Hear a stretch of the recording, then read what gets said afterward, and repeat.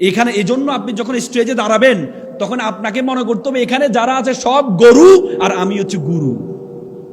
তাহলে আপনি দাঁড়িয়ে কথা বলতে পারবেন। আপনাকে মনে করতে হবে এখানে যারা আছে সব ছাগল আর আমি হচ্ছে রাম ছাগল, সবচেয়ে বড় ছাগল।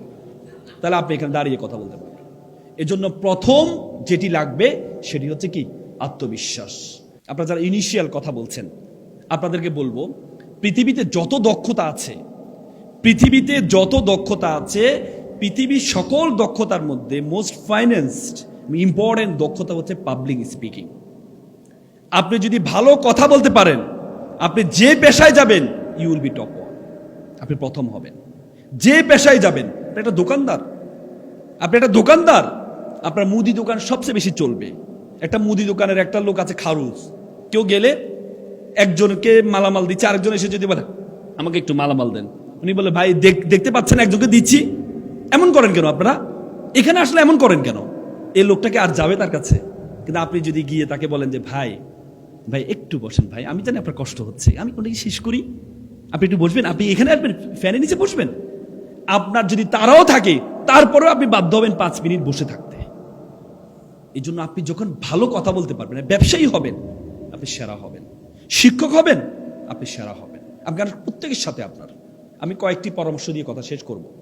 পাবলিক স্পিকিং এর জন্য সবচেয়ে গুরুত্বপূর্ণ হচ্ছে কনফিডেন্স, আত্মবিশ্বাস। সবচেয়ে গুরুত্বপূর্ণ হচ্ছে আত্মবিশ্বাস, মানে নিজের উপর চরম বিশ্বাস থাকতে হবে। আপনি যখন এখানে দাঁড়াবেন, আপনি যেখানে দাঁড়িয়ে যদি চিন্তা করেন, দেখেন আমরা প্রত্যেকে ঝগড়া পারি। বললেন না আমরা বোনরা মাত্র একজন আসছে, কিন্তু বোনরা হচ্ছে বলে যে ঝগড়া কাজের অঙ্গ, একসুতে গাথা, ঝগড়া না হলে সকল কাজ বৃথা, আমরা বলি না? কিন্তু বোনরা যখন এই বোনদেরকে ঝগড়া করে, সেম তাকে যদি বলি আপনি যে ঝগড়াটুকু করেছেন এই ঝগড়াটুকু স্টেজে এসে করেন তো, তখন তিনি পারেন না পারার কারণ কি জানেন? কারণ তিনি যখন ঝগড়া করছিলেন তখন তিনি যার সাথে ঝগড়া করছিলেন ওনার মাথার মধ্যে সেট হয়ে আছে আমি ওনার চেয়ে বেশি জানি। কিন্তু এখানে যখন দাঁড়ায় তখন চিন্তা করে ইস আমি বাংলা বলছি, বাংলা একজন শিক্ষক আছে, তিনি যদি আমার ভুল ধরে, রাকিব ভাই আছে, রাকিব ভাই যদি আমার ভুল ধরে, এখানে দাঁড়িয়ে যদি চিন্তা করে ইস আমি ইংরেজিতে কথা বলছি, এখানে আহমেদ স্যার আছে, উনি যদি আমার ভুল ধরে। আপনি এখানে দাঁড়িয়ে যদি আপনি আরবি কথা বলার সময় আপনি ভাবেন এখানে রিপন ভাই আছে, উনি যদি আমার ভুল ধরে, বিশ্বাস করেন আপনি এখানে কথা বলতে পারবেন না। এখানে এজন্য আপনি যখন স্টেজে দাঁড়াবেন তখন আপনাকে মনে করতে হবে এখানে যারা আছে সব গরু আর আমি হচ্ছে গুরু।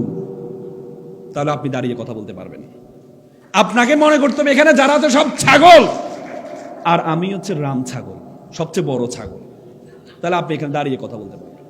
এজন্য প্রথম যেটি লাগবে সেটি হচ্ছে কি? আত্মবিশ্বাস। দ্বিতীয় হচ্ছে আপনার যেটি লাগবে logical, have to be logical information. You have to gather the information. তথ্যবিহীন আপনি এখানে দাঁড়িয়ে কথা বলতে পারবেন না। আপনি যখন পাবলিক স্পিকার হবেন আপনি তখন ঢালাওভাবে তথ্য দিলে হবে না।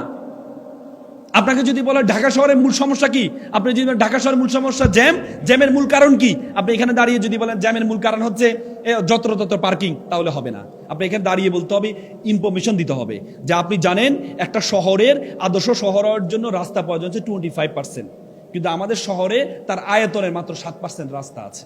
যতক্ষণ পর্যন্ত 25% না হবে ততক্ষণ পর্যন্ত ঢাকা শহরের জ্যাম যাবে না।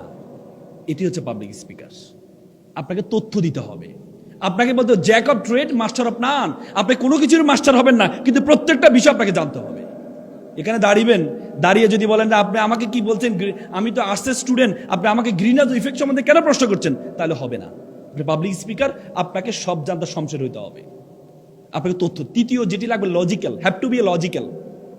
আপনাকে লজিক্যাল হইতে হবে, যুক্তিবাদী, যুক্তির মধ্যে শুদ্ধতম প্রকাশ থাকতে হবে আপনাকে।